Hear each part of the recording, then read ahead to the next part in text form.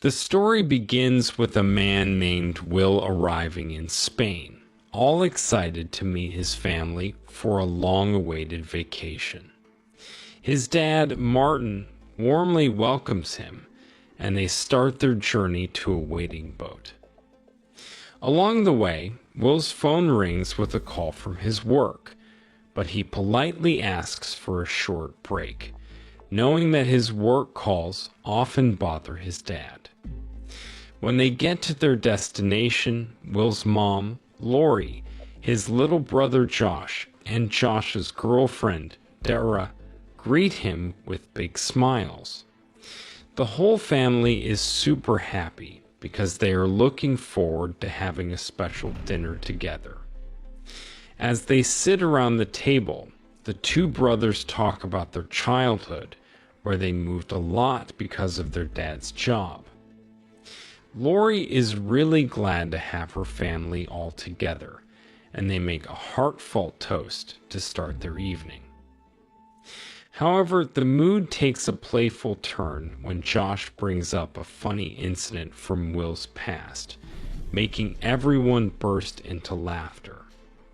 But this cheerful moment is suddenly interrupted when Will receives a distressing phone call. He looks very serious, and the sadness spreads to everyone around. Finally, he opens up to his family and shares the sad news about his company going bankrupt. Everyone becomes quiet, and uncertainty hangs in the air as Will thinks about what will happen next. He goes off by himself to the seaside. Later, after dinner, Will tries to make things right for dampening the happy mood earlier. He says sorry to his dad, Martin, for the tough situation he's in. In a heartfelt conversation, Martin also says sorry to Will, understanding how difficult this is for his son. The next day, the family is out on the sea, but Will is glued to his constantly ringing phone. He reluctantly helps with steering the boat until they finally drop anchor. But Will can't stop thinking about his phone, and this leads to some tension when Martin urgently asks him to take control of the boat. Just then, a fast motorboat comes dangerously close to their yacht. Will doesn't realize the danger, and his lack of focus makes their boat drift without direction because of the wind. Martin panics and shouts at him just in time, so he manages to avoid a bad crash that could have hurt Dara. In the middle of this chaos, Will's phone rings again, but Martin throws it into the ocean without hesitation. This makes them argue loudly, and Will makes a bold decision. He jumps into the sea and starts swimming towards the town, trying to find some peace as their emotions boil over. He quickly stopped at the pharmacy to buy some antiseptic for Dara's wound, and then decided to get a drink to quench his thirst. While he stood on the shore, looking at the vast ocean, Martin started feeling uneasy. That same scary speedboat passed by again, making him even more worried. After a short time, Will came back to the beach but couldn't see the family's yacht anywhere. He tried asking the local people on the sandy shore for help, but they spoke fast in Spanish, and he couldn't understand them.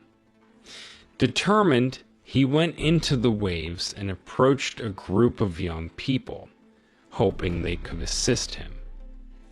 Unfortunately, their words were as hard to understand as the sounds of the sea. Will felt a growing fear in his heart, thinking that maybe his family had left him behind by mistake. He walked along the coast to get a better view, and there, in the gentle moonlight, he saw the yacht drifting alone. When he got on board, he realized that something was very wrong. the boat had no power and his family was gone. Feeling desperate, Will went to the local police station for help. Inside, he found police officers playing cards and not paying much attention to him. This made him even more frustrated. Finally, he managed to tell his problem to the station's captain, who, after hearing Will's name, made a phone call. The captain now seemed very concerned and told Will to show them where the stranded yacht was. Under the cover of night, the police officers and Will set out to find the boat's last known location. But their path led them to a stranger who said he knew Will and promised to help him find his family. Will became suspicious and tried to run away. The officers stopped him, and they struggled. Eventually, Will managed to break free and ran off. He took a police car and sped away into the night, with the officers chasing after him. The chase went on until the police officers cornered Will, making him crash the stolen car. They started hitting him hard. Just when it seemed like there was no hope, Martin, Will's dad, suddenly appeared and quickly defeated the attackers, saving his son. With Martin's support, Will got up, feeling shaken but grateful to be alive. He urgently asked Martin where Josh and his mom were, but Martin didn't have any answers. With a heavy heart, he revealed a big secret that he was actually a CIA agent. He believed that something from his past had come back to haunt them and put their family in danger. He kept saying sorry, each time sounding more sincere, promising to bring their family back together. In a quiet voice, he got a call on his cell phone, a message from his secret contact in the CIA, telling him to meet secretly. Martin didn't share many details, but took Will to one of his safe houses, a place where they could hide from the trouble that was brewing. As time went by, Martin told Will to drive him to a meeting spot where their team leader, Kerak, was waiting. Little did they know, there was a quiet sniper getting ready with a rifle at that meeting point. Will and Martin got to the place, and Martin told his son to stay in the car. But before he left, he shared his feelings, telling Will how proud he was of the wonderful son he had become. Martin went over to Kerak, feeling suspicious and wondering if she had planned this dangerous situation. The truth came out as Martin explained that the guys they took the briefcase from had kidnapped his family and were threatening to harm them if they didn't return the briefcase within 24 hours. Kerak, however, said that the briefcase had disappeared, leaving Martin looking for a solution. As Martin walked back to the car with a heavy heart, suddenly a sniper shot him, and he didn't survive. Will, overwhelmed with shock and sadness, crawled over to his fallen father, tears pouring from his eyes. The ruthless sniper, Gorman, saw another chance and aimed his gun at Will. But Will managed to grab hold of Martin's gun and ringing cell phone just in time. Driven by desperation, he ran away before Gorman and his men could get closer. As he ran for his life, Will ran into a police officer, but the officer, seeing Will with a weapon, pointed his gun at him, ready to make an arrest. But before things got worse, Gorman acted quickly and shot the policeman. In response, Will shot at Gorman, but then more police officers arrived. Will ran away again, sprinting desperately until he reached a tall fence. With his last bit of strength, he jumped over it and found safety in a nearby park. As Will ran through the streets, a police officer on a horse saw him and started chasing him. In a surprising twist of events, Will was able to run faster than the big horse, barely escaping getting caught. He found a safe place in a public restroom, trying to catch his breath and understand everything that had just happened. After he calmed down, Will went back into the busy streets. He tried to hide his identity by putting on a hat and sunglasses he took from somewhere. Then he decided to get rid of the gun. He cleverly arranged to get himself arrested at the U.S. Embassy. Inside the embassy, Will told an official about his father's tragic death and the dangerous situation his family was in. But the official didn't believe him and suggested he get a lawyer instead. While they were talking, the official's phone rang, hinting at a conversation related to Will. Feeling discouraged, Will left the embassy, and there he saw Kerak waiting in her car. She said she was a friend of Martin and seemed to know a lot about Will, even though he was young. Although he was hesitant, Will eventually gave in to her convincing words because she promised to help save his family. As the car started moving, Kerak started asking questions about Martin's connections to the mysterious briefcase. Will began to suspect that Kerak might not be a friend, so he pretended to be sick and then jumped out of the moving car, disappearing into the busy streets. He got on a bus and put more distance between himself and the city, all while holding onto Martin's cell phone. The phone kept ringing, and it was the same man calling again. Then Will's heart sank when he heard his mother's voice, desperately asking to talk to Martin. In a painful moment, Will had to tell his mother that his father had died, and she started crying. But the man on the other end of the line didn't care about their pain. He still wanted the mysterious briefcase. Determined, Will got in touch with a friend of his dad named Diego. He arranged to meet Diego's niece, Lucia, at Diego's office. When he got to the address, he had his gun ready before meeting Lucia, who seemed nervous. But then Kerak's agent showed up, and Lucia attacked them with a knife.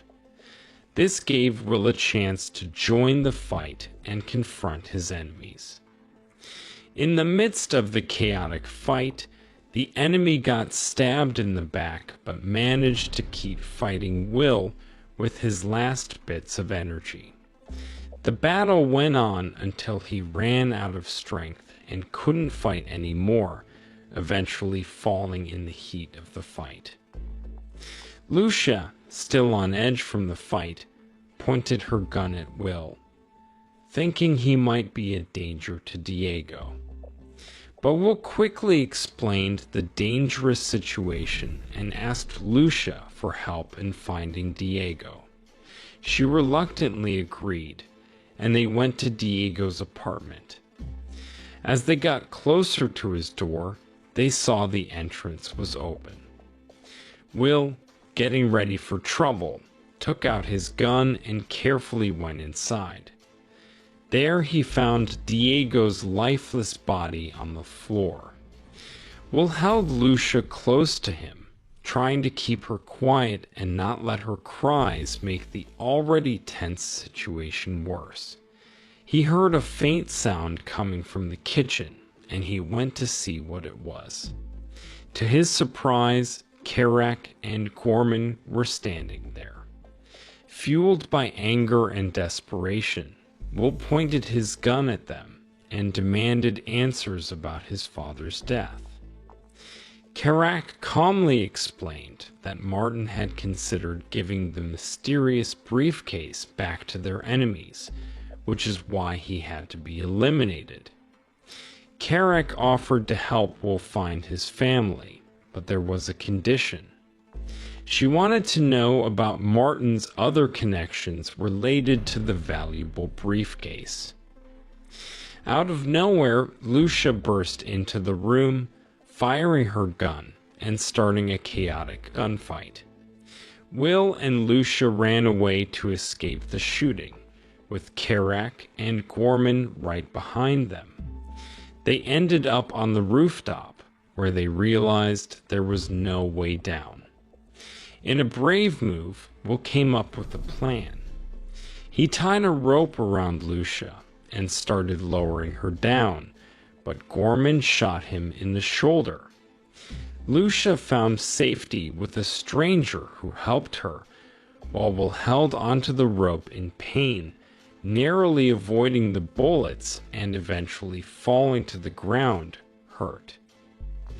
Lucia got on her bike, and they fled again. Will's condition was getting worse, but they couldn't stop.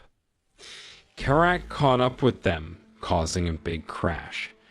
Just as Kerak was about to take a deadly shot, a fortunate group of people blocked her view, giving Lucia and Will another chance to escape. Lucia took Will to a nightclub where she asked a friend with medical skills for help. At first, her friend was hesitant, but Lucia begged, and eventually her friend agreed and got others to help. They checked Will's wound but didn't find a bullet. So they had to use a drastic measure to stop the bleeding, which made Will pass out.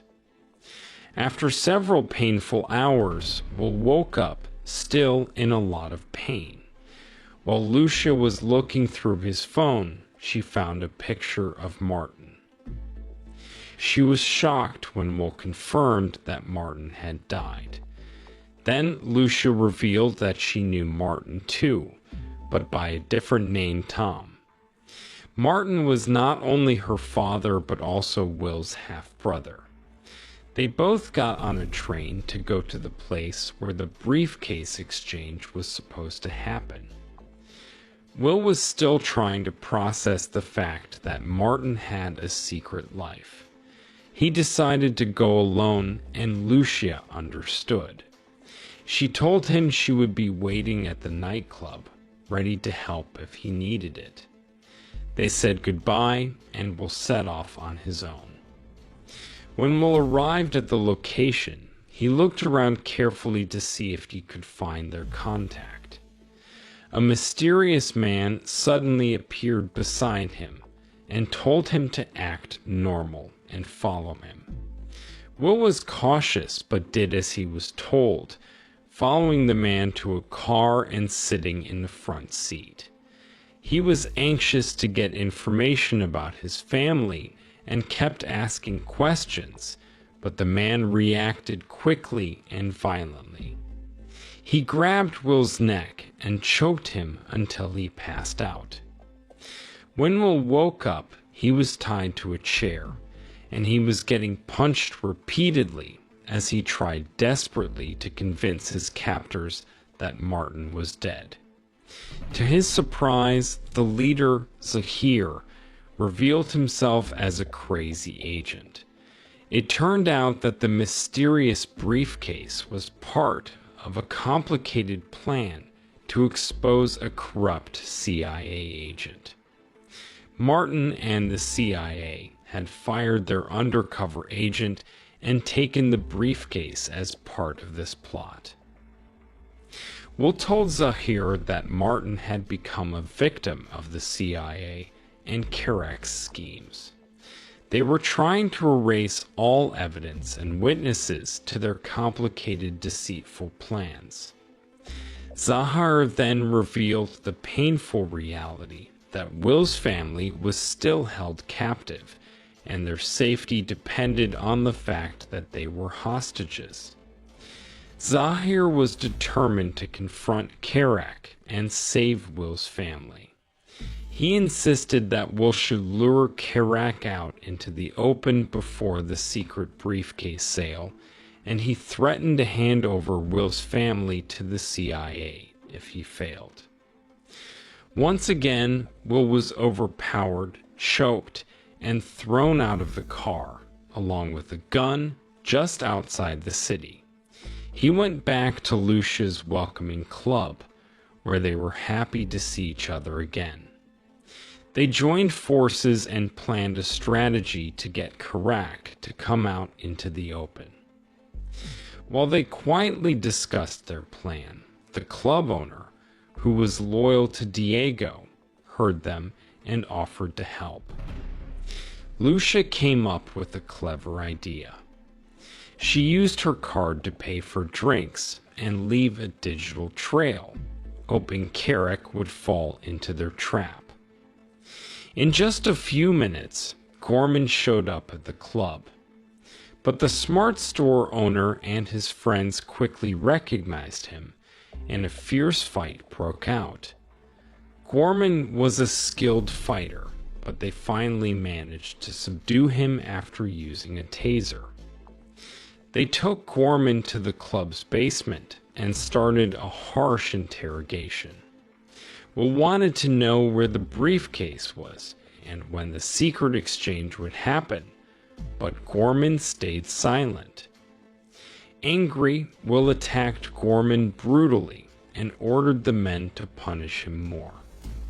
Will planned for Gorman to seem like he escaped, hoping it would lead them to Kerak. Lucia was behind the wheel of a waiting car as they watched Gorman somehow free himself and escape.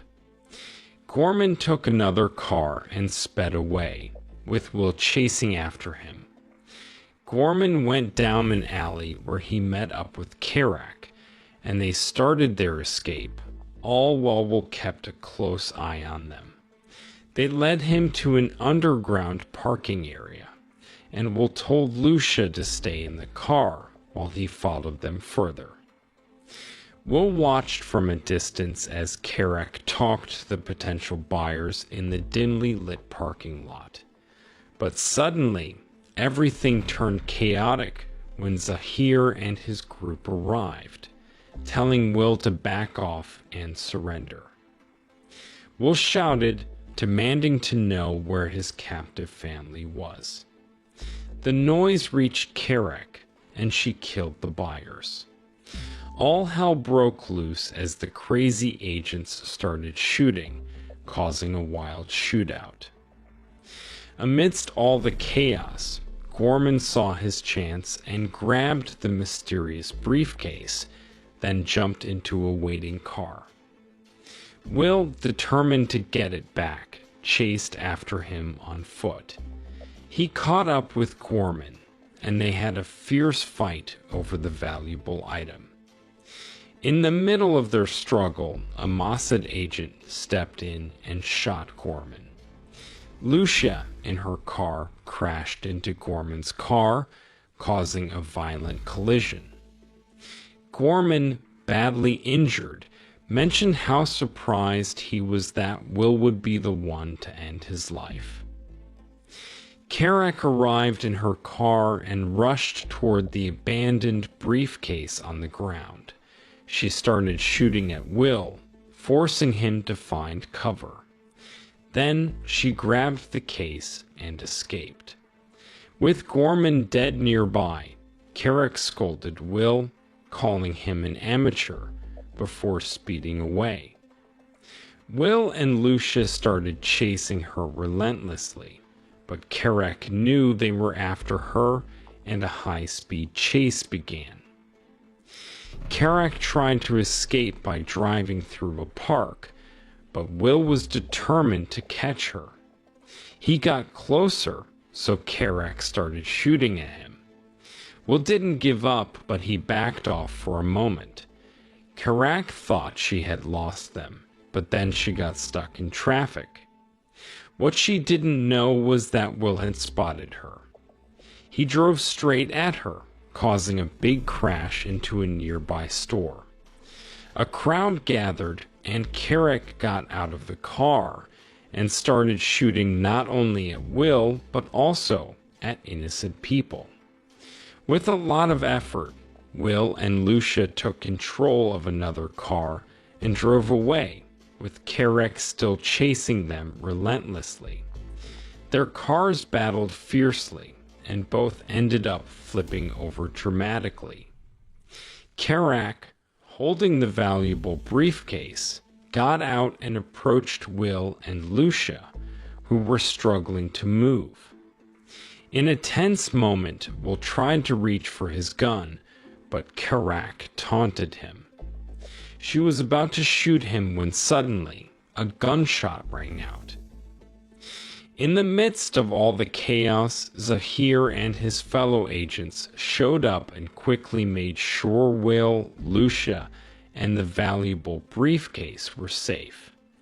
Zahir, leading the way, guided Will to a very important meeting with his family, who he thought he had lost forever. Along the way, Zahir said something surprising. He admitted that even though Martin had a mysterious past, he would be proud of Will for being so strong. Their reunion was incredibly emotional, with lots of tears and hugs as the family's broken bonds were miraculously repaired. They visited Lucia in the hospital, where Lori and Josh warmly welcomed their new friend. Their brief period of peace didn't last long. A CIA official came up to Will and gave him a passport, offering him a way to go back home where it was safe. Will was still curious about what was inside the briefcase, but the official didn't give him a straight answer. Instead, he hinted that to find out, Will would need to get more involved with the CIA. So the moral of the story is when life throws you a crazy mix of spies, secret briefcases, and family reunions, just remember, laughter is the best spy gadget, and a group hug can disarm even the most cunning villain.